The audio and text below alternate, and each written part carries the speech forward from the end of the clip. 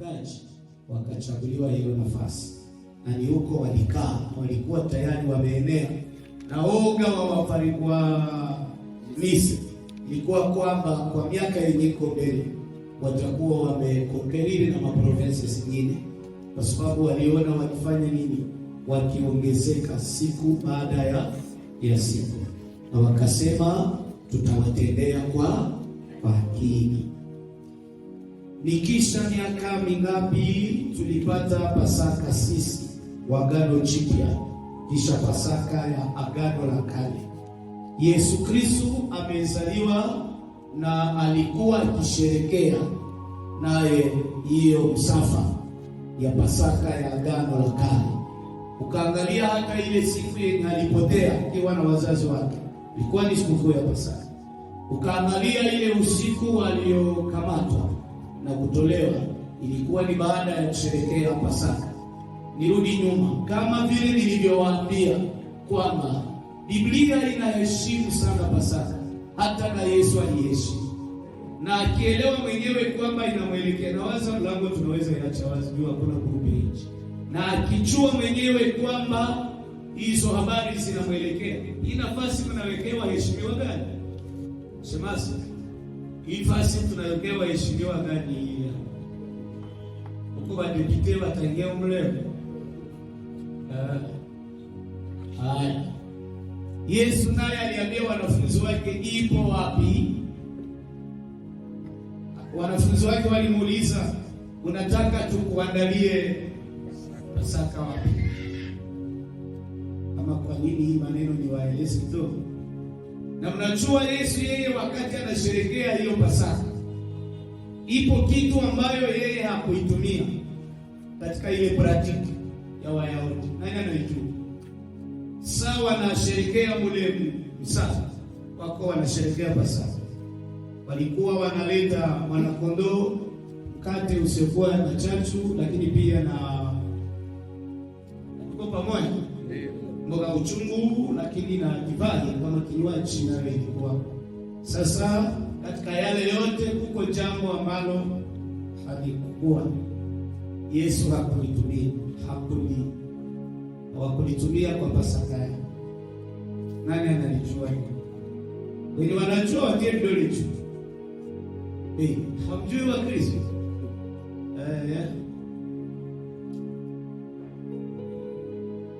Wakirubi wangapi wanajua?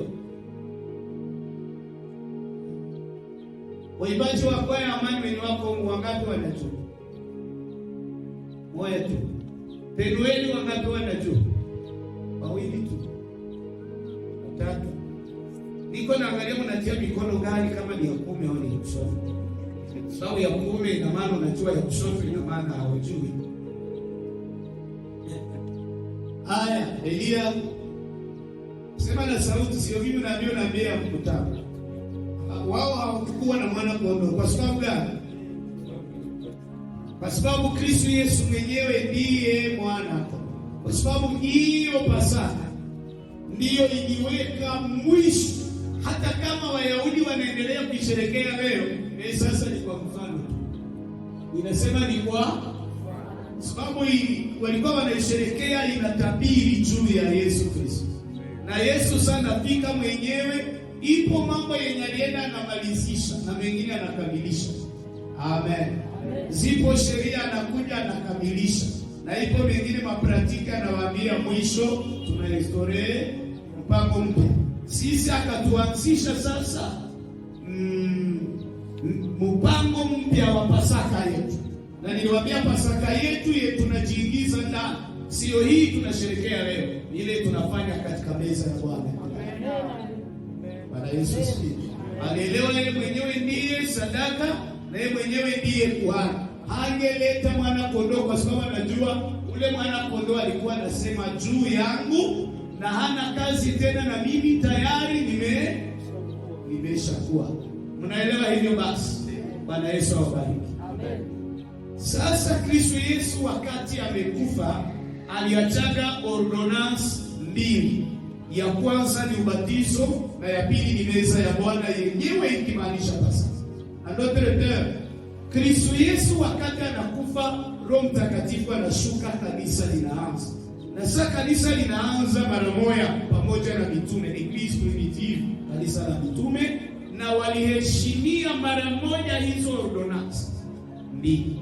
Ya kwanza batizo, na ya pili ona msezi meza ya Bwana. Hamfundishwa ile kwa somo la batizo, meza ya Bwana, ile ambayo wenzetu wa dini nyingine wanaita sakramenta. Sisi tunazo tu hizo ngapi? Mbili. Ya kwanza batizo na ya pili. Sauti iko mingi, iwe na shindo lakini isiwe eki. Sauti sana jazwa itapasula watu msikie. Ningali tu pole pole. Neba umaji wako wananiombea sangu zitakuja. Haya, pale. Bwana Yesu awabariki. Yapo mambo mengine sasa yakaanza kuja polepole tangu pale kwa sekle ya pili, karne ya pili, karne ya tatu na ya nne. Mimi nasema karne ya ngapi? Ya pili na ya tatu na ya nne. Mchoka kanisa ile wakati ya mababu, baba wa makanisa, baba naanza kuleta liturujia. Sababu wakati wa mitume liturujia haikuwa. Ni Roho Mtakatifu ndiye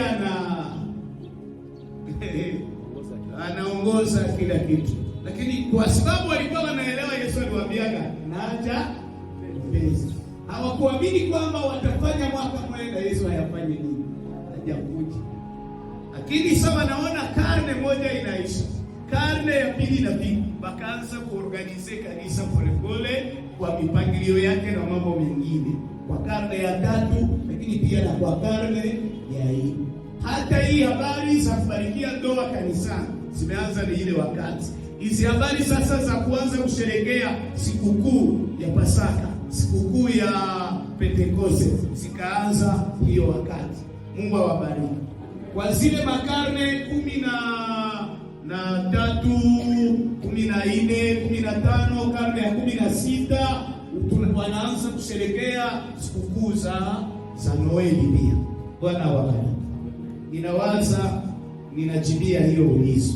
Na nikisoma Injili ya Yesu kama Yohana ameandika sura 12 aya 13 inasema zipo ishara nyingi zilizofanywa, lakini haingetosha kwa Biblia kuziandika kwa sababu hamungepata hata nafasi ya kuziweka. Hata tukisoma Injili ya Yesu kama Yohana ameandika sura 12 na mstari wake wa 15, nayo vivyo hivyo inasema ipo mambo mengi aliyoyafanya Yesu, lakini vitabu haviwezi tosha kuiandika, na hata vingetosha hamtapata nafasi ya kuviandika. Na Biblia inasema pale kwa verse haya yameandikwa ili watie moyo ninyi na kuwahimiza na kuendelea kuwajulisha kwamba Yesu ni Bwana. Amen. Namna gani tutatofautisha jaribu linalotokana na Mungu mwenyewe? Jibu yangu ni ya kwanza, kila mara ninazoea kuambia, katika vipawa vyote alivyotupa Baba Mungu, kipawa ambacho ni cha lazima kwetu, hakitakiwi kikosekane, ni kipawa cha utambuzi. Na ninawatakia ninyi nyote moe na hiyo katika jina esprit de discernement. Na hii kwa yule yeyote ambaye hayapata kutu kwa dhamiri. Inasema hayapata kutu kwa dhamiri, angali anaishi katika utakaso na kuachia Roho Mtakatifu nafasi ya kuangazia dhamiri. Roho huzungumza naye kwa njia ya dhamiri, bila ya lugha na tafsiri, bila hata ya doto. Ule Roho anakuwa juu ya dhamiri zetu, anaangaza na zinakuindicate, zinakushuhudia hii ni nzuri, hii ni mbaya, fanya hii, acha hii, jambo hili ndilo, jambo hili si. Unaelewa hapo basi? Na mnatakieni ninyi nyote muishi karibu na Baba. Kila walio karibu na Baba huzungumza na wao tayari. Amen. Hivi mko hapa ninyi nyote, hakuna mtu mwenye Mungu hawezi zungumza naye. Hakuna, iko tayari. Na yeye mwenyewe alisemaga ndani yao nitatembea na ndani yao nitanena. Haiko jambo ya karama kwa kipawa ya utambuzi. Ni kipawa chetu sisi sote. Tunachokipokea baada ya kuamini. Jibu la pili, nataka niwajulishe pia kwa njia ya Roho Mtakatifu. Kuna wakati yeye mwenyewe kwa jinsi tuko karibu sana na yeye kwa njia ya maombi, anatufahamisha mapito tuko ndani ya aina gani. Jibu la tatu, kwa jinsi mtu anapartisipe siku zote kwa mafundisho. Ndani ya mafundisho tunaendaka tunajigundua, tunaenda tunajielewa stari tuko hapo. Mhubiri anaweza kuja na fundisho tu, anafundisha, anachagua teme, kumbe ile teme ni ya kukuangazia kujiretrouver. Sana naeleza unagundua njoo kipindi niko ndani. Kumbe hii ndio situation yangu. Ndiposa niliwaambia Mkristo kuishi bila ya mafundisho kweli atakuwa na shida kila mara. Bwana wabariki. Amen. Hii ndio ilisaidia wenzetu waliokuwa karibu na Mungu, wakina Zekaria na Elizabeth. Walielewa mara moja kama tumbo letu linafungwa sio ugonjwa, tumbo letu linafungwa sio mapepo. Mimi Mungu amenifunga. Mungu amenifunga. Na ili ilituma waanze tumikia Mungu na utasa yao na hawana problem. Sawa na waelewa yeye tuko ndani, Mungu ameileta. Bwana Yesu asifiwe. Amen. Nikichukua maelezo marefu pale, sasa zinaweza niende. Niko najibia sijui kama kugundua hii maandiko zaidi. Nilikuwa naitafutisha sikujua ni ya nani. Lakini hii ya kwanza nilijua ni ya nani, na hii ya pili nayo nilijua ni ya nani. Je, hatujafanya dhambi kuona hatufanyi meza ya Bwana kila tunapokusanyika ajili ya Kristo? Amesema tufanye hivi kila tunapokumbuka. Biblia neno la Mungu inasema mkiikala watu wa Mungu kwa ajili ya jambo moja mnapatana na mbingu zinaikubali. Amen. Kwa vile wahusika wa makanisa zetu wameketi wameona meza ya Bwana kwa mwongozo wa kanisa yetu ya shirika letu, tutakuwa mnaifanya mara moja kwa mwezi na mbingu zimeikubali vile. Lakini tukifanya zaidi ya ile mwezi hatuyakosea. Kuacha lote ndiyo makosa zaidi. Hiyo ni patana. Na mnajua yapo mambo wanapatanaga nayo kwa uongozi wa kanisa. Na tunatembea vile mpaka kwenye roho mwenyewe atakuwa jua namna ya kubadilisha wengine. Mungu na wabariki ninyi mliouliza, na ninatamani mniulize tena. Sababu wakati mnauliza inatusukuma pia kutumikisha akili, na wakati tunatumia akili pia tunajiongezea ujuzi kwa maulizo yetu. Mungu awabariki. Somo letu tuko tunajifunza, sababu nilipendelea tuanze na sense of gist. Iwe nimemaliza maulizo nadhani na gist nimemaliza. Niwaambie hivi kwamba tuko tunazungumza somo linasema uwezo wa ufufuo wa Yesu Kristo kwa maisha. Amen. Na tangu jana tumesema hatuwezi zungumzia habari za ufufuo wa Yesu na hatugusie kufa kwake. Amen. Amen. Na tangu jana nimeanza juu ya umuhimu wa kufa kwa Yesu Kristo kwa maisha. Pende pale Bwana dada. Nifanye revision kidogo, na nyuma ya ile revision tunaweza kwenda na mambo mengi. Amen. Amen. Niache pale juu kwende 0.2.1. 0.2.1. Umuhimu wa kifo cha Kristo Yesu. L'importance de la mort de Jésus Christ. Tusome neno la Mungu, simame tusome. Tutasoma wapi hapa? Napendelea tusome Wakorintho wa kwanza sura zake 15 mstari wa kwanza mpaka wa 5. Kisha tunaruka mstari wa 12 mpaka 15, kisha tunaruka 12. Unasikia jinsi ninavyozungumza? Narudi, tunasoma Wakorintho wangapi? Wa kwanza sura 15 mstari wa kwanza mpaka 5. Kisha tutaruka mstari wa 12 na tunaweza kuishia mstari wa 15, kisha tunaruka 12. Tanihurumia kwa sababu kusoma yangu inaanza kuwa ni shida kidogo. Tunasoma katika jina la Yesu. Amen. Basi ndugu zangu, na waarifu ile injili niliyowahubiri, ambayo ndiyo mlioipokea, na katika hiyo mnasimama. Iliwaza mtasema ndio. Na kwa hiyo mnaokolewa, ikiwa mnayashika sana maneno niliyowahubiri, isipokuwa mliamini bure. Kwa maana naliwatolea ninyi hapo mwanzo yale niliyoyapokea mimi mwenyewe, ya kuwa Kristo alifanya nini? Alikufa kwa ajili ya dhambi zetu, kama yanenavyo maandiko, na ya kuwa alifanya nini? Alizikwa, na ya kuwa alifufuka siku ya tatu kabisa, kama yanenavyo maandiko, na ya kuwa alimtokea Kefa, tena na wale tena sana. Aya 12, si ndio? Basi ikiwa Kristo anahubiriwa ya kwamba amefufuka katika wafu, mbona baadhi yenu husema kwamba hakuna kiama ya wafu?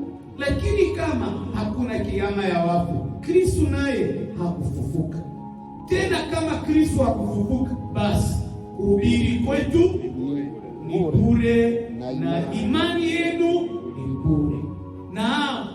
Na sisi tumeonekana kuwa mashahidi wa uongo wa Mungu, kwa maana tulimshuhudia Mungu ya kuwa alimfufua Kristo ambaye hakumfufua, ikiwa wafu hawafanyi nini? Hawafufuliwi. Aya 12. Lakini sasa Kristo amefanya nini?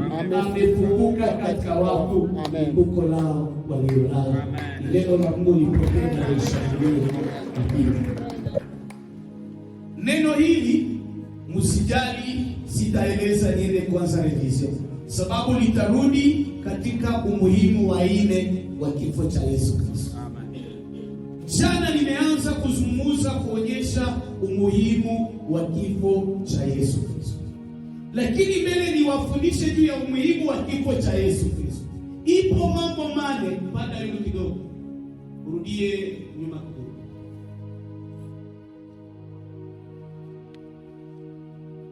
Unaendelea mbele kuliko wewe.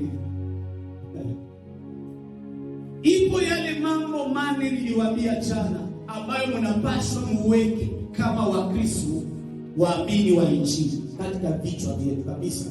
Nayo niliwaambia ya kwanza, msome pale juu, kifo cha Yesu Kristo sio ajali.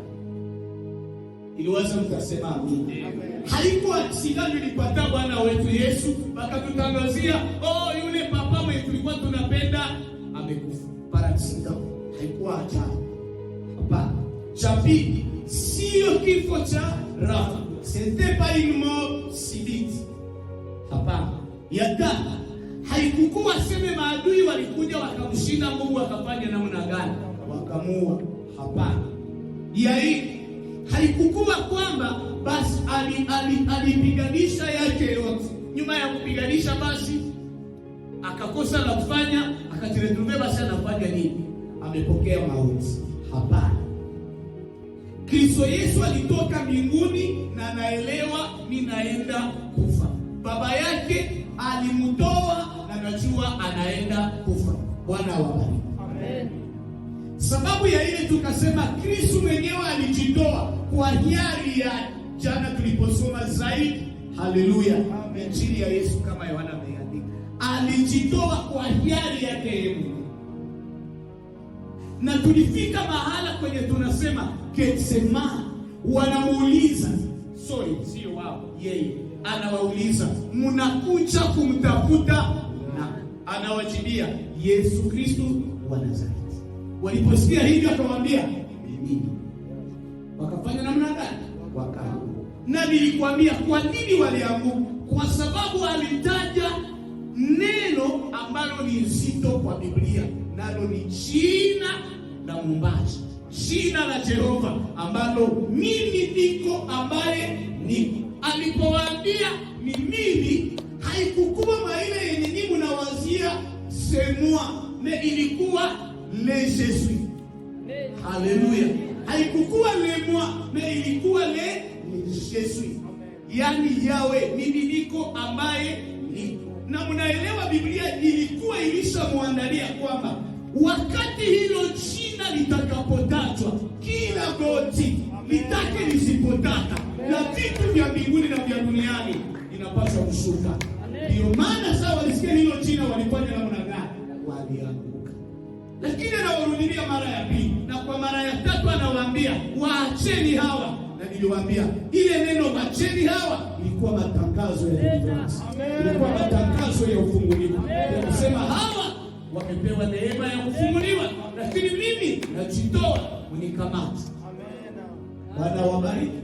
Na niliwaambia jana, ilikuwa ni oga ya mauti ya mitume, lakini wangemfuata Yesu hawangeuawa. Kweli hakuna mwangewaua, kwa sababu yupo mwenye alishauawa kwa nafasi ya, na alishatangaza neno la ufungulivu Getsemani la kuambia waacheni hawa. Kiasi walimgundua Petro, wanasema wewe uko mmoja wao, nini liwazuia wasimuue pamoja naye? Watamuona yuko mwenye alishauawa kwa nafasi yake, na lipo neno lilishatangazwa Getsemani, waacheni hawa. Haikukuwa kuwaacha kwa kusema kwa terme literal, ilikuwa spirituel ya kuwasema ninawatangazia ufungulivu. Hakuna wa kuwaua leo, kwa sababu yuko mwenye atakufa leo kwa ajili yenu. Hamna haki. Bwana wabariki. Twende sasa umuhimu wa kufa kwa Yesu Kristo. Niende haraka. Umuhimu ya kwanza, unaikumbuka? Mlishasahau umuhimu ya kwanza, kifo cha Kristo. Biblia nayo ilikiwekea maana. Katika Agano la Kale kilitabiriwa na mitume ilikuwa mingi sana. Biblia nayo ilikiwekea maana. Kila chote kilikuwa kinatendeka, sadaka za Ibrahimu, sadaka za Habeli, sadaka za Walawi. Mbona hamnifuati? Hata Isaka kutolewa mlimani wapi hapa? Moria. Kuendelea hata zile za wakina Daudi, hata zile za wale wote, hata zile za hekaluni, hata zile za Walawi, hizi zote zilikuwa zinasema yupo atakaye kamilisha haya yote ambayo ninyi mnaifanya kama kwa kivuli. Muhimu ya pili, inachukua nafasi muhimu sana kwa Agano la Kale, kwa Agano Jipya. Na niliwaambia jana, juma la mwisho la Yesu Kristo chini ya jua ilichukua tu fundisho la kifo na kufufuka na kupaa kwake mbinguni. Hakuna mengine walifundisha katika ile wiki ya mwisho. Yesu tu alikuwa anazungumza habari za kufa kwake, habari za kifo chake. Kilieleweka, kilijulikana na kilikuwa na value. Vifo vingine vingisemeka, watu wanaogopa. Mimi niliwaambia na tunatapafika. Sisi tujisema Kristo amekufa, tunasema haleluya. Amen. Leba kusema babake na mwira anakufa, watu wanatoa machozi. Na niliwaambia hata udongo, hata nyota, hata jua, hata hewa ilihakikisha kwamba aliyetuumba leo amekufa. Yes. Amen. Amen. Hii kwa nini ninaileta kwenu? Ili muanze kutofautisha kati ya yule mliyemwamini na Branham na Muhammad, Bwana mnisaidie, na Shabetazerise na Buddha na wengine. Hao walikufa, wakakufa sawa na wengine. Mpaka saa Yesu anakufa, watu ile kontre yote ya Palestina, Biblia inasema kukawa giza. Tetemeko likaingia, hakuna mwanga. Naeleweka? Hata makuhani wenye wako mle mwekalu, pasia ikafanya namna gani? Unasikia ile marefe? Ile yote ilikuwa inaonyesha uwezo uliomo katika mauti ya Yesu. Amen. Amen. Bwana Yesu asifiwe. Amen. Nisibaki ya tatu kwa sababu inaomba tuende kwa hili. Niko nasema jambo lenyewe bila maelezo kwa sababu nilipokea jana. Samani ya tatu, nani anaikumbuka? Imegeuka lengo kuu la Yesu Kristo kuvaa mwili. Na nilisema nini hapo? Hii yayo lazima niigusie. Kristo hakufika hapa duniani kuhubiri na kufundisha na kufanya miujiza. kufanya miradi, kufanya mademonstration. Hapana, alikuja ili ape msalabani kwa ajili ya dhambi za ulimwengu. Mkwe mnaweka ile mwakili zenu. Na ninawakumbusha wateule wa Bwana, Yesu angebakia kama hii dunia bila ya kufa. Kama mwira hayuko, kama wewe hauko, kama kanisa haliko, Korale Neema kama hamuyakuwa, Korale Makerubi kama hamuyakuwa, Penueli kama hamuyakuwa, hawa wateule nyote mnaoketi mahali kanisa hili kama hatuyatukia. Hii kuikala yetu hapa ni matunda ya kifo cha Yesu Kristo. Ni consequence, ni resultat ya kufa ya Yesu Kristo. Hakukuja tuansenye doktrine yake tu na kukwe Lazaro na wengine, hiyo ilikuwa distraction. Ni alivaa mwili, alikuwa shabaha mbili, atuokoe, atukomboe. Tulienda mbali jana, Biblia imetuambia kama vile wao nao walivyovaa mwili na nyama, vivyo hivyo naye amevaa mwili na damu, ili awakomboe hawa ambao kwamba maisha yao ilikuwa chini ya woga na utumwa. Ninawaombeeni wa Kristo, ni kweli mnavaa mwili, wakati mauti inakuja mtashituka, lakini hamtashituka kama wasioamini. Ninarudia, ninawaombeeni ninyi waamini, mauti ikipiga hodi, ni kweli mtashituka sababu mnavaa mwili, lakini msishituke kama wasioamini. Amen. Unagonjwa na wewe unaanza ya masambangani, mimi nakufa, mama mimi nakufa, mama mimi nakufa, na mimi naacha watoto yangu, na sikule tena kwa watoto yangu, na gari niliuza juzi siitembelee. Hiki ni kilio cha wasioamini. Angalieni ninyi wenyewe kama yuko mtu hapa aliyechunga Mkristo wakati wa maisha yake ya mwisho, anakuambia naona gari za mweupe, naona malaika wanakuja kunichukua, naona hiki, naona hiki. Sababu yeye anajua tokako, anajua aenda. Yuko aliyemalizia woga na hofu. Amen. Yesu Kristo. Amen. Kifo chake kilitumalizia woga wa Baba. Amen. Amen. Tuogope mauti. Bwana wabariki. Amen. Nazungumza nasema Bwana wabariki. Amen. Sasa tuanze umuhimu wa ine leo. Leo nifundishe umuhimu wa ine, umuhimu wa tano na umuhimu wa sita. Kesho tujie wa saba na kuendelea. Mungu awape masikio. Tunarudi sasa katika ule usomi tuliousoma. Kifo cha Yesu Kristo ndiyo imegeuka hoja kuu ya Injili. Ile Kiswahili itabakoroka. Kifo cha Yesu Kristo kimekuwa theme central ya Evanjili. Yaani mama mvakio kule msimenye Faransa. Kifo cha Yesu Kristo imekuwa theme central ya Evanjili, hoja kuu ya Injili. Amen. Amen. Amen. Imetugeukia hoja kuu ya Injili. Amen. Na Paulo anasema hivi, kama Kristo angekufaka na angefufuka, Injili yetu iko bure. Iko bure. Amen. Na yote ingekuwa, mnaona hii peke masirkonsanse tunapitaka. Mnajua nini tunazishindana? Tuteme santra ya mahubiri yetu, chance yetu, kwa sababu humu ndani hatuhubiri ya mwanadamu, hatuimbi mwanadamu, hatuabudu mwanadamu. Na tungekuwa tunaimba mwanadamu, tunahubiri mwanadamu, kama hatu asifiwe Mungu. Amina. Unalikuwa na maamena za hekima kana risika na kutosheka na sifa. Mungu abariki mtu mmoja. Amen. Injili ndio kifo ya Yesu. Amen. Injili ndio kufa ya Yesu. Amen. Injili ndio kupaa kwa Yesu. Amen. Injili ndio kutukuzwa kwa Yesu. Amen. Injili ndio kurudi kwa Yesu. Amen. Kwetu sisi kifo cha Yesu ndio injili yetu. Mnanielewa au mnielewa? zile hatua hizi nilizowaelezea za maisha ya Yesu Kristo ndiyo Injili. Na kila walimu wanaweza enda nje ya zile hatua hizi. Unaweza kuzikumbuka maelezo ulishasikia mawekeni. Zile hatua nne zote za maisha ya Yesu ndiyo Injili.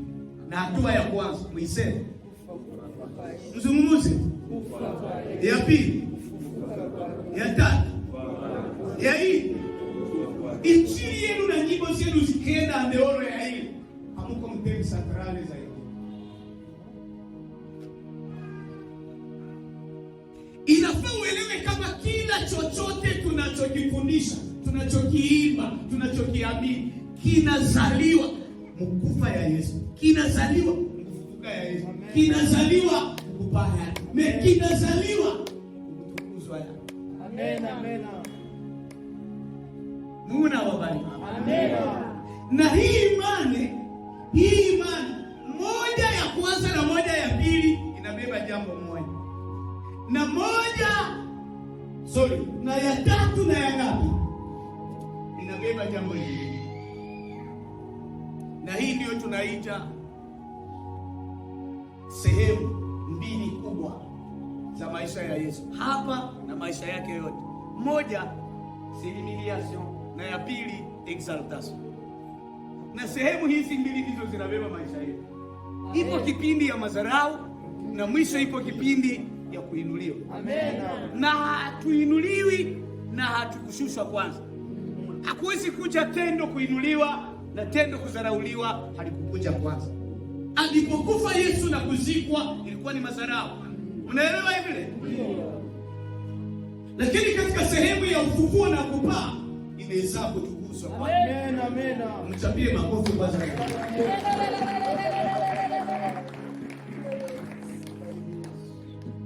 Tunaposoma Wakorintho wa kwanza ile sura yake 15 mstari wa kwanza hadi wa 5, tuliruka wa 12 mpaka 15, tukaruka 12. Hapa tunataka kuelewa nini? Kifo cha Kristo kwetu sisi ni habari njema. Ikimaanisha kuwa mwanadamu haifii tena, hata ifia tena dhambi yake kamwe. Amen. Ndio. Hata ifia tena dhambi yake kamwe. Kwetu sisi kifo ya Yesu haiko habari za msiba. Ndio. Mbona hamunielewi?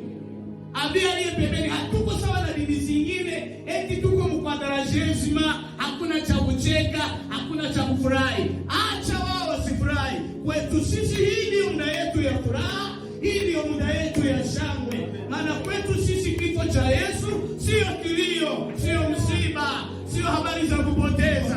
Kwetu sisi ni habari njema. Habari inatutangazia hatutaifia tena dhambi yetu. Yupo aliyekufa badala yetu leo. Haleluya. Amen.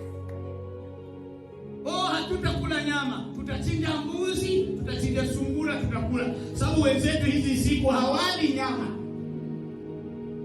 Oreka zile nyama usiku nyama hanziwe. Aseme mkwadarajezima hatuli nyama. Lakini niwahubirie leo sawa sawa na Paulo. Kwetu sisi niko na irudilia. Kifo cha Yesu ni habari. Amen. Amen. Hata yeye ndio tunaselebrate kufa kwake na furaha. Ndio. Kweli ya Mkristo. Nibaonyesha hivi kwa anacheza sasa hivi mbingu hivi ndio tunaisema. Rodini anaikika. Suna muone muangalia humuoni wewe. Bwana habari. Kwetu sisi tulisema Yesu amekufa, hakuna yatima wa kulia. Baba yangu aliniacha. Pale ndio aligeuka baba yetu. Yesu alipokuwa hajakufa waego kana, hakuwa baba yetu. Amen. Hakukuwa mwokozi wetu. Mbona hivyo sababu hivi masikio? Kabla Yesu hajafa alikuwa tu Yesu. Ndio. Kabla Yesu hajafa alikuwa tu Yesu. Kwanza kabla hajafa alikuwa Yesu wa Wayahudi. Mesa Yesu amekufa, amegeuka mwokozi wetu, amegeuka mkombozi wetu, amegeuka baba yetu, amegeuka rafiki yetu. Yeye kama hajakufa alitendea taifa nini? Kuko kitu mlisikia alifanyia mtu wa mataifa. Hamkumbuki kama ule mama ni kwa kumsihi tu, mama moja tu kwa kumsihi sana. Ndio maana alimtendea kwa kumsifu. Na kampa sheto moyo yangu. Uniponyeshe mtoto wangu, anamwambia chakula cha watoto simpi mbwa. Niacha kufuja. Mungu anipatie wa Kristo sawa na huyu mama Mkananayo. Bakuvumilia vikwazo. Mpaka anamwambia Yesu, anamwambia papa, hata mwanao anakulaga nini? Ombe na chini. Kulishia watoto wako kumeza na mimi nikulishia hata chini. Mimi hakikishe tu na ile chini ilitoka wapi? Kumeza. Amen. Yesu akageuka akasema, hata mnajiita wateule, siona mwenye imani sawa ya huyu mama. Na akija mshuza na jage, tu anakawagana. Ule mama yuko tu nyuma. Ndiye alipokufa kwetu kawa habari njema. Haleluya. Kifo cha Yesu kwetu sisi ndiko naiweka msumari. Ni habari njema. Ndabi ya chini. Hakuna vya kukonga makuni. Hakuna vya contribution na president wa fete. Papa Sadi kama ulikuwa unaanza jitayarisha president wa fete kilio ya Yesu. Kwetu sisi ni habari njema. Amen, amen. Amen. Hakuna vya president wa kilio. Hakuna vya changizo ya kilio. Ruehe kusama Rwanda limogorona likweba. Ulia Yesu anafiri buri. Muimukanje rusami rwa masha lukabuli ya Yesu. Amen. Kwetu sisi ni furaha. Sifa kwa Mungu. Amen. Na Paulo anasema, mimi nawaambia ule papa asije kufaka, injili yetu ingekuwa bure na imani yetu ingekuwa bure. Ni mnawaza sasa baba gani wanatupenda? Hausikiki wanasema sema ngoma ziko zinawaletea pujo. Nenga dawa aziwaletea pujo.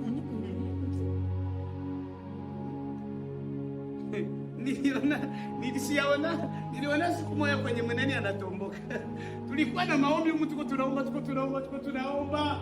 Ilikuwa kama intercession, kama tuishi. Tukufika shuka. Tukafika mpaka kama maine madezo. Sasa ilifika zeroe.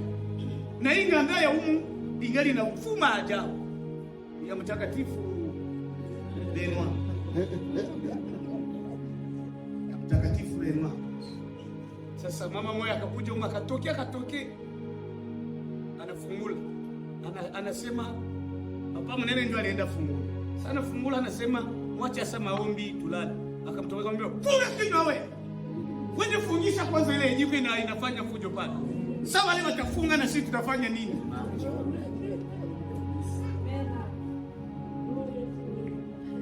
Kuna dini zingine wakiimba wimbo ya Yesu mgani wanatoka. Ninazijua sitazitaja. Kuko dini zingine wakiimba jina la Yesu mgani, anaambia taksimene simamisha nitoka. Inamuuzi. Ninasema uongo? Mimi nilishakaziona. Neba kitia fari. Kama tia chini anaweza sema ndio. Ongeza volume papa, ongeza volume. Na Yesu anasema, sio Yesu, Paulo anasema, kwa maana habari za msalaba kwao wasioamini ni upuuzi, lakini kwetu sisi tuliokoka ndio ushindi wetu na ndio nguvu zetu. Tukilitaja hilo jina, tukitaja huo msalaba, haleluya, kwetu sisi ni bendera. Tukisimamisha tu hivi inapepea, pepo ikitona na hiyo bendera. Jina la Bwana libarikiwe. Amen. Kwetu sisi ni habari njema. Niliandika hivi katika matayarisho yetu, sheria ya Musa, huduma zote za mlimani na vielelezo vyote vilivyofundisha juu ya Kristo vilituonyesha kuwa sisi ni wenye dhambi na kuwa tunahitaji mwokozi. Mfuate vizuri, ila havikutuletea suluhisho juu ya dhambi zetu. Amen. Ninarudia nyuma, ninasoma hivi. Sheria ya Musa, huduma zote za mlimani na vielelezo vyote vilivyofundisha juu ya Kristo Yesu vilituonyesha defiske sisi tuko wenye dhambi na vinatuonyesha kwamba tunahitaji mwokozi. Ne kutupa suluhisho ya dhambi havikuleta. Ningali naeleza, ni sawasawa na mtu mwenye anakusumbua leo, anakutabiriaka leo origine ya shida zako, na hakutabiri yake njia ya kuzishinda. na mnabakia mvyumba ya maombi ya namna ile, kila kuingia tena tuliona. Unajua kama ile shida tena Mungu alinionyesha inapanda ile shida, toka kule uko unanifanya mtumwa,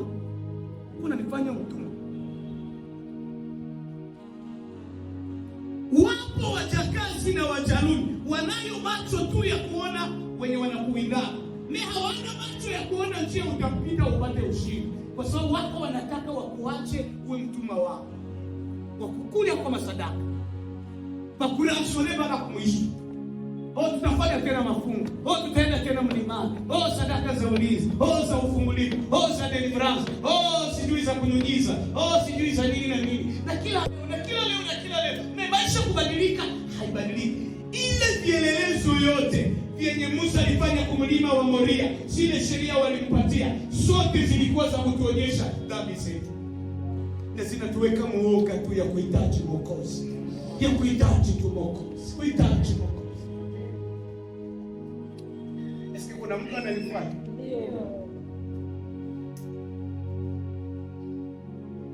Kifo cha Yesu Kristo tu ndicho kilileta jibu na suluhisho juu ya dhambi zetu. Amen. Asifiwe Yesu aliyeitika kwa kwanza. Amen. Amen. Amen. Tunaweza endelea. Zile hatua nne zote za maisha ya Kristo Yesu zimekuwa kiini kikubwa cha mahubiri na mafundisho ya mitume, na ni vema iwe kwetu sisi pia wahubiri na walimu wa karne hii. Wenzetu waliitwa mashahidi. Nao ni mashahidi wa nini? Mashahidi wa nini? Haiko waijiri papa. Mashahidi wa nini? Bongo ya. Mashahidi wa nini? Wewe usiseme. Mashahidi wa nani? Unasema wa Yesu. Wa Yesu ni nini? Kwa nini hawakuwa mashahidi wake wakati alikuwa ngali hai? Hawakuitwa mashahidi sawa sawa na vile mnavyosema, mashahidi wa kufa na kufufuka kwa nafsi.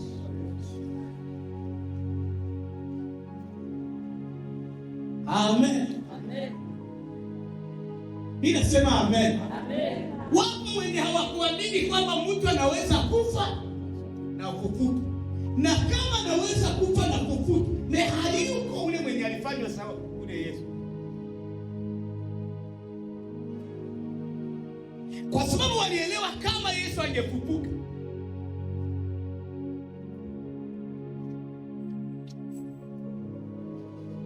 maaskari wenyewe walikuwa wakilinda kaburi hawangemwikia kutikea.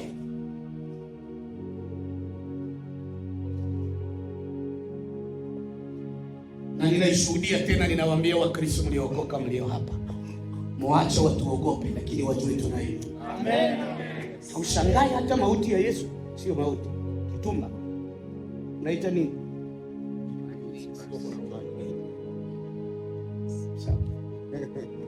Sabibana kompression kina. Unaelewa kitumba la mwili sio kuwa na uhai. Alisha sibalitaka bamuue, mbona alisha kufa tena? Waliogopa nini mandugu yangu? Eske na ile yote pekee haibaonyeshe kama mwenye mnaamini lakini ni mwanaume wa wanaume. Mtu alishatoka mpunzi hivi. Mimi naangalia na hata bafanye marenio. Mbona alishatoka mpunzi si mtosheke na hivi. Sasa nasema Mungu. Ni wakasema yule mjanja. Yule mjanja alisema baada ya siku hizi. Yes. Tupe ruhusa. Tuweke majeshi. Anawaambia mwaweke. Wakachagua wanaume. Ninawaambia l'histoire romaine inasema walikuwa wanabadilisha maaskari après 60 minutes. Na ile 60 minutes bagarde 60 soldats pendant une équivalent combien de minutes? 60 minutes. Donc tunaweza equivalent ke bana calculer wanasema kila soldat anachunga 1 minute. Donc huyu Yesu aliogopesha na anakufa. Hata waiti yake waliogopa. Kwa maana hata mimi ya Yesu ilikuwa na uwezo. Haleluya. Acha washinde kuingia kwa kanisa, wahakikishe tuko sawa sawa na wao. ili waelewe kama wewe unaye Mungu wa pekee. Amen. 60 soldats pendant 60 minutes. Na sasa ile 60 minutes inaisha, wanafanya releve. 60 soldats nyingine inafanya. Na niliwaambia pole kwa 60 soldats ya 60 minutes ya mwisho. Na bali ambiaga guvernere utupe maya ya baridi. Utupe pole. Utupe pole. Haleluya. Amen. Tukisimama tunahubiri mpaka Petro yeye aliwaambia hata kama tutafika hotuba yake akawaambia mwache fujo. Yule mliyemuua juzi na jana ndiye anafanya mambo haya. Amen. Mashahidi wa kifo chake. Amen. Tukienda haraka tuingie kusura ya 3 na ya 4, wanaponya yule kiwete. Anawaambia hamwendi ninyi wenyewe. Hatuwezi hata kusema habari za ule baba. Tusipeke tuliona macho yetu. Yeye alifanya na chobi tuko tunashuhudia. Amen. Hamwendi kama tutawatia tutawatia. Sasa soda panda 60 isitoshe na waliweka jiwe lenye halifanyi nini? Yes. Hawawezi kulinyangua. Walienda wanali ndio Kiswahili yenu. Mseme walienda wanalivingirisha. Ndicho Kiswahili. Wanalivingirisha. Nyinyi mnasema walienda wanaliviringisha. Kusomea pamoja. Haiko shida. Kusomea pamoja. Hadi aliyepembeni kaa kwa Yesu. Amen. Wanaume. Amen. Mimi napenda ule mwimbaji anasema wewe kaa vizuri tu na Yesu. Amen. Usijali jinsi maisha iko leo. Leo yako hayatabiri kesho yako jinsi itakavyokuwa. Wewe kaa tu karibu na yule Yesu. Bali si kama mtu wewe. Na lijiwe. Yes. Hawakuamini kama anaweza kufufua. Ule bajawa chido sakiwe ashisukuma mwani linguye. Atakuwa ifanye hivi. Yenye banume walienda wanafanya nini? Wanabulungiza basi ndio mtaelewa mimi. Walienda wanabulungiza hivi juu hawezi linyangua. Na majeshi bien arme 60. Kama kwa nini neno hili linakuja? Yesu akituahidi. Yesu akituahidi. Tusianze kufikiria itapitia wapi.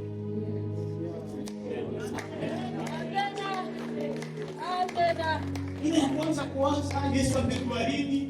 Est-ce qu'il t'a pris à gauche ou à droite ou à haut ou en bas? Fallait-il prendre à gauche ou à droite ou de rester là jusqu'au soir? L'enfant ne savait pas. Il ibo se gratter les nez. Unaanza tu kumasanganjia. Usibakie kumasanganjia. Hallelujah.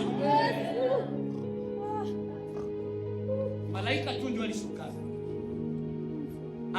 Wao walivingirisha. Yeye akaliondoa. Na nyuma ya kuliondoa akafanya nini? Amen. Akimbia kama malaika pazile sana. Ndio ufufuo wa Yesu hata siifika hapo. Leo tumekuwa pata mengine kurasi. Haikuwa fraud. Sasa fraud wanashaka. Afukia pole pole abajira kodi ile. Hapana. Alikuwa ya kwepa. Anakimbia basimuone tena basimuone tena. Tetemeko ilikuya. Sima ya tetemeko malaika alishuka, aliondoa jiwe akafanya nini? Wengine wawili wakatirimuka ndani, moja akaikala ngamo kwa kichwa ilikuwa na wengine kwenye miguu ilikuwa. Wakaona mbeke na macho yao kisha anafanya nini? Hana kovu, iko na anga. Hakuna da. Pasma ya. Tusijiulize atatutendea. Tutapafika. Ile nguvu ni ile tu pale kidogo. Ile nguvu yenye ilitosha Yesu mikono ya 60 soldats. Ile nguvu yenye ilisindikiza Yesu mkaburi asioze. Ile nguvu yenye ilifanya pasma ya bilona ya siku 3 igeuke kovu. Ile nguvu yenye ilitosha chiwe ilipofusha. Ile uwezo ya kanisa lipandilipo. Ni kutokujichua tumekuwa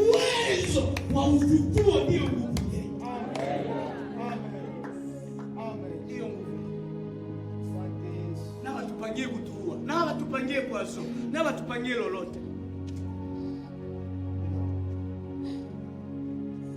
Amen. Amen.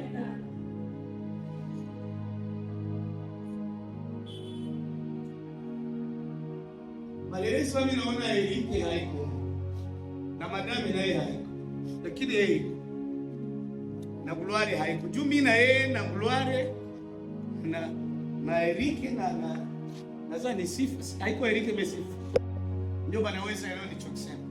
Ile periode yenye jamaa langu linaenda kwa ukimbizi, watu wengine hawatupendi, wanatuchukia mpaka kunevule inaweza comprendre. Wanatushegula, wanasema wanatuletea vyakula, tuko nyumbani mie na huyu bwana na Gloire. Na ule binti mwalikuja kututarisha sashe mzima ya ndagara hii ya pesa. Baraka zi. Kama Roho wa Mungu naye anafunua. Yes. Nisiwapatie ile hadithi ya mwezi ya Mungu. Hata kunyongelele ningie mwa zile ndagara. Kauka. Kwa na pusi nyumbani lijime itakaramukia kunikauka. Tulikamata sehemu hivi kuiweka kupeluze, ilikuwa nyumbani. Yenye banatili lupango nilikuwa mwe ya breki kule kliniki hapo. Peluze likauka. Sasa tulize kwa kuletea mtumbo kwa service. Yes. Damu ya Yesu Kristo. Asaka wewe nishaka tolewa. Fuko maisha kufa nafasi Yesu. Nina asubuhi walikuja kutusalimia. Na tunawaambia ndio tungali hai. Wanawaza tulikasema tuko hai. Ndio kwa mambo ndio kwa mambo ndio kaja. Wamani leo.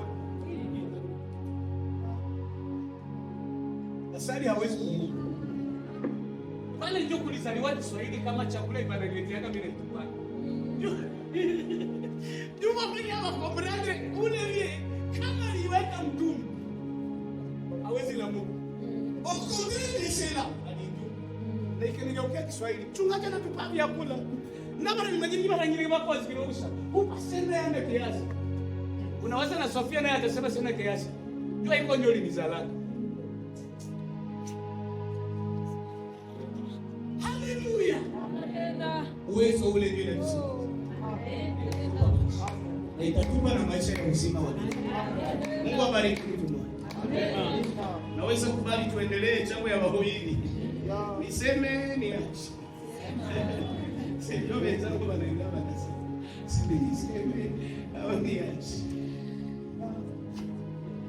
Hii iligeuka mahubiri makubwa ya mtume. Siku ya kwanza ya Paulo anahubiri hakuhubiri viwili. Sana naona watu yote banabakuya yako, watu yote banabakuya yako. Banabakuya yako. Akawaambia ndugu zangu hawalewi. Meteme ya kwanza. Anamwambia yule Yesu ambaye mlimuua, yule Yesu ambaye mlimkataa, mkamzika na kafufuka. Msiwaze kwamba historia yake inaishia hapa. Hakukufa tu na kufufuka na kupaa. Mimi naendelea kufanya. Yesu ameacha huyu, Yesu ameacha hiki kitu mnaona inabeba hao watu. Amen. Iligeuka teme central. Amen. Ya evangelia ya Yesu. Amen. Na ninaoga ikiwa makanisa zetu leo unamkutana hawatuhubirie nguvu za msalaba. Hawatuhubirie uwezo wa Injili. Hatuonyeshe uwezo iliyomo katika mauti ya yule baba. Katika kufa na kufufuka kwake tumepata nini? Wako wanatuchagulia mateme za kufanya nini, za kubariki masikio yetu. Pole sana. Unaweza itika niache tu. Ipeke mnaona pale Matendo ya Mitume sura 2, hotuba ya Petro pale, na Matendo ya Mitume sura ngapi? 4 na mstari wake wa 10. Tuko pamoja gani? Pale kabisa. Na Matendo ya Mitume sura zake 4 na mstari wa 13. Mwache tuende jambo la 5. Umuhimu wa 5. Umuhimu wa nini? Papa Sadiki? Kifo cha Yesu. Ndio habari bako wanasema kweli. Wanasema umuhimu wa kifo cha Yesu. Unafurahia kufa ya ule baba. Ndio. Ndio furaha. Amen. Usifiwe Yesu kono ulifaka. Amen. Kasi. Boko Yesu. Muhimu ya tano. Ndio msingi wa Ukristo. Amen. Haleluya. Amen. Mcho inakuwa fondement ya Christianism. Ukristo. Oscar, Ukristo.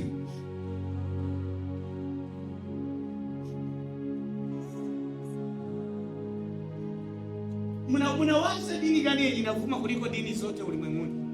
Mnawaza dini gani? Ni Ukristo.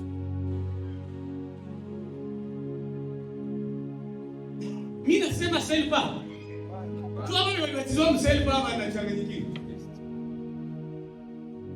Kitu ambayo inapiga fora dunia yote nzima ni Kristianism. Amen. Amen. Sema jinsi.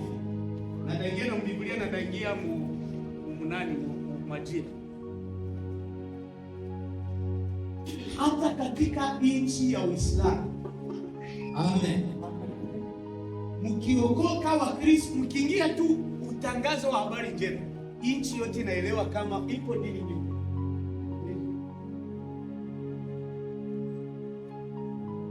Uislamu ilifika huko kwetu ilituangaisha. Mungu abariki watoto ya Musa na watoto ya Msusuko au Bezo Bleach. Mungu abariki na shari wao. Bakachunga mtu wale bakira. Bakachunga tu wale bakira wanaenda. Bakaleta mtoto ya nguruwe. Bakasukuma muhoro. Dini yenye mtoto wa nguruwe atakimbiza. Amenioneka wale chunga na bwana chunga kuni. Bakira sawa na kuya tu ile katrere. Allah akubali Allah. Analewa na chika muhoro muhoro. Na bora bakaifunga mpaka leo. Mpaka leo. Mwenye anakataa tutashuka naye mugari ya kwenda ngambo za Ruhija hivi. Kuna kwa msikiti pale chini ya nani. Wone kisema yale ilishaota. Hakuna tamu anaingia. Jua litia kama nguru. Simulozi moja atindanganya alete nguruwe huko. Silitua kushi. Taifanya nini mara moja? Uliza rafiki yangu Samia. Yesu abariki. Patia nguruwe mwa hii kanisa. Simunitilie sauti ya dini wasikie kama bailete kesho. Si tunakutana nguruwe humu hakuna vya kusema kwa jina la Yesu. Ni kesho ya kuita Irene mwenyeko karibu niletee kesho. Kwanza sasa unaweza kosa kisu. Mbali wa nguruwe inafanya nini baba? Inaingia kwa kanisa, haiko kanisa yao. Nafasi yao ya kuabudia wakafunga milango. Na sisi kifo cha Yesu Kristo inatupiokea msingi wa kanisa. Ile wanasema jiwe kuu la pembeni ni Yesu Kristo, mauti yake ndio jiwe ile. Amen. Amen. Iboro tunajenga ndio juu ya kifo ya Yesu. Amen. Iboro. Ndio maana tutingizika, tubabarika, tutetemeki, simulisaidie na je. Amen, amen, amen. Mimi nasaidia wimbo yenu kisha mhamniombe atalifu muimbe. Hatutingiziki, hatubabariki, hatutetemeki. Tunasonga mbele, nukuta na mkato tunasonga mbele. Hakuna. Haleluya. Amen. Kaka David wewe niliandika nini hapa? Dini zingine zimejenga juu ya mafundisho ya mwanzilishi wa dini yao. Si ndio? Wanajenga juu ya mafundisho ya mwanzilishi wa dini yao. Batemeje Jehova wanajenga juu ya charlatans reset. Si ndio? Aba baba frere wanajenga juu ya nani? Juu ya Abraham. Na wanageuka banani sasa? Abraham si ndio? Bakibakisi wanajonga juu ya Simon Kiba. Babunise wanajenga juu ya Buddha. Ona ni Buddha na ni Buddha tu. Umumashie.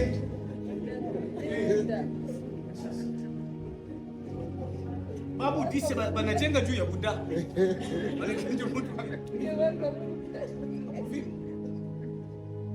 Niliandika nini hapa kwa matayarisho yenu? Ukristo unajitofautisha na wengine kwa kuwekea maanani sana kifo cha Kristo, na hii ndiyo nguvu za Ukristo kuliko dini zote. Amen. Amen. Na ule baba akawaambia, jihadharini na watu hao. Jihadharini na watu. Niliona wa fulani walikuja na wakafanya nini?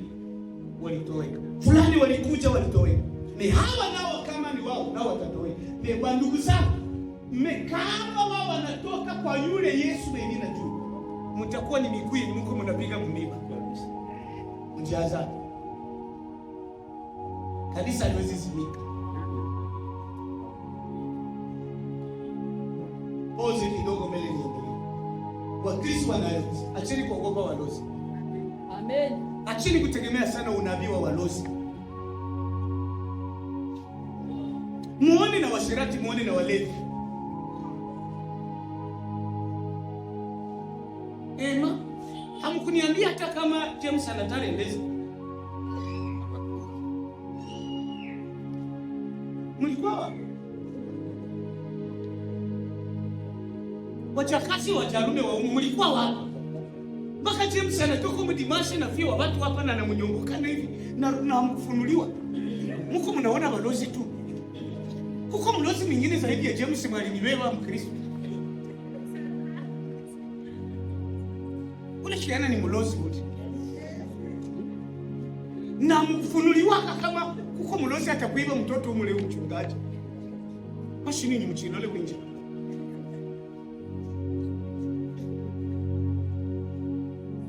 Unacheka.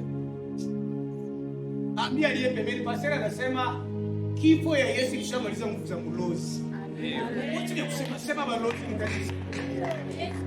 Balozi hana nguvu. Na sababu na wafukuza mbatenda ukokewa.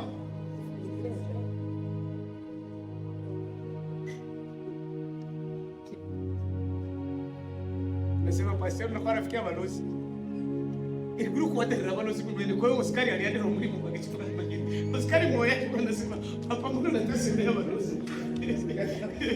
Bwana Yesu bariki mtu moya. Amen. Mwache ile na alishaka kanisa. Ile na mwaga kanisa.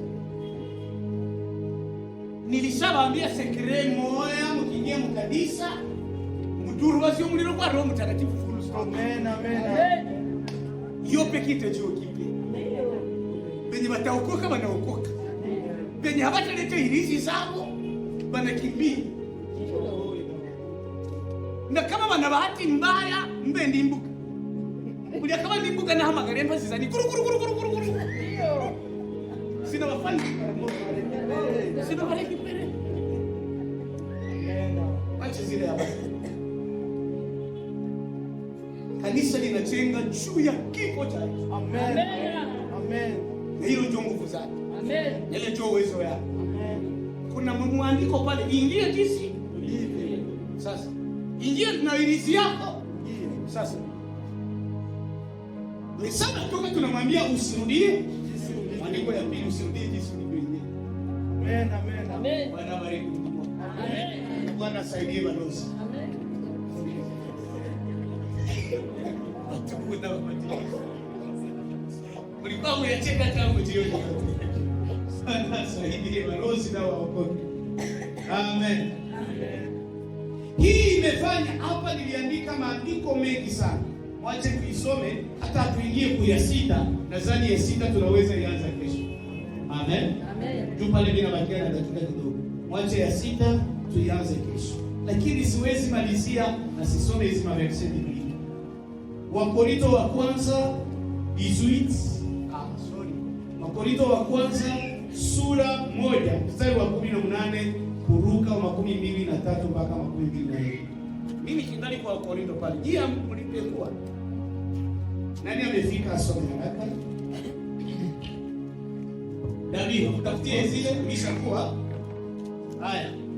Wakorintho wa kwanza sura 1 verse 18 Natoka ku 18 unaruka 23 mpaka 24.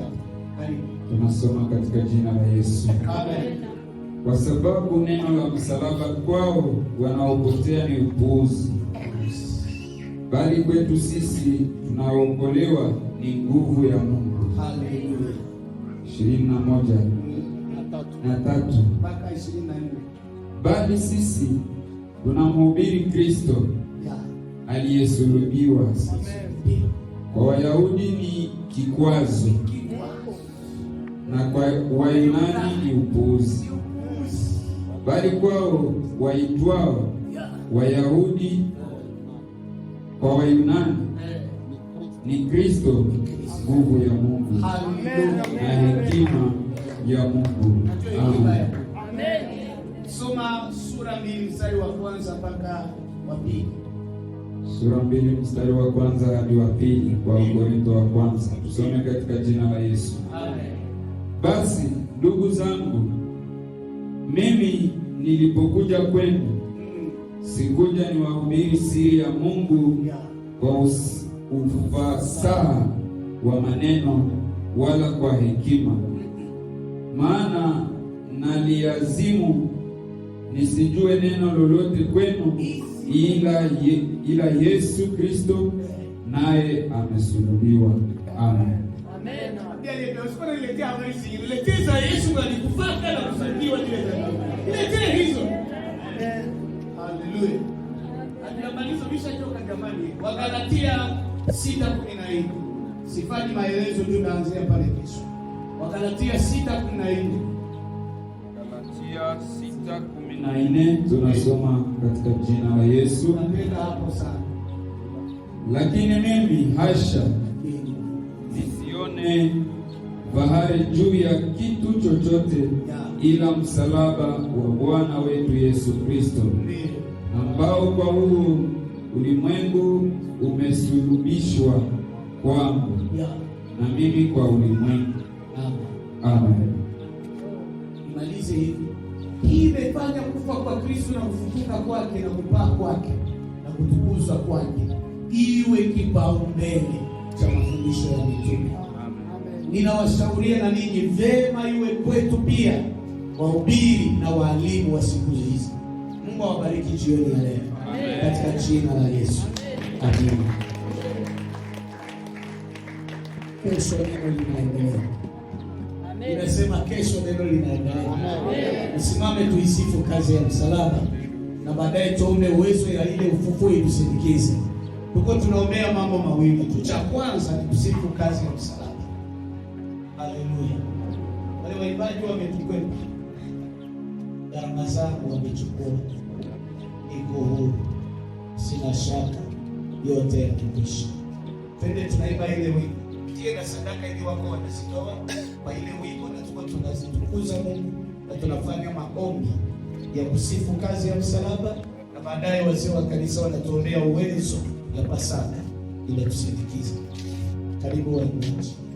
Gharama yangu kachukua, niko huru, huru. Gharama yangu kachukua, niko huru, huru. Gharama yangu kachukua, niko huru. Gharama yangu kachukua, niko huru.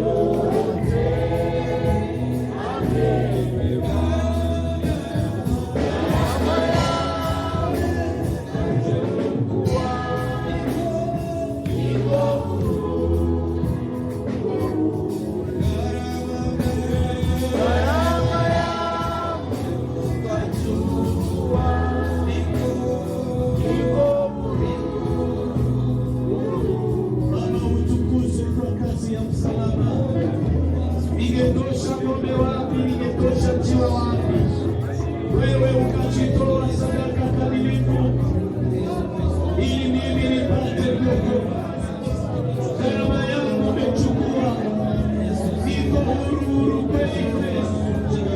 Dhambi zangu zote umezifuta. Yesu, ninakushukuru kwa kulipa deni zangu, kufuta dhambi zangu.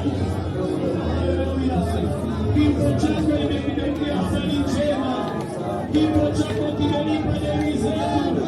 Kifo chako kimetuweka huru. Kifo chako kimemaliza uwezo na nguvu za mauti. Basi Yesu ndiye alikuwa Bwana wa mauti.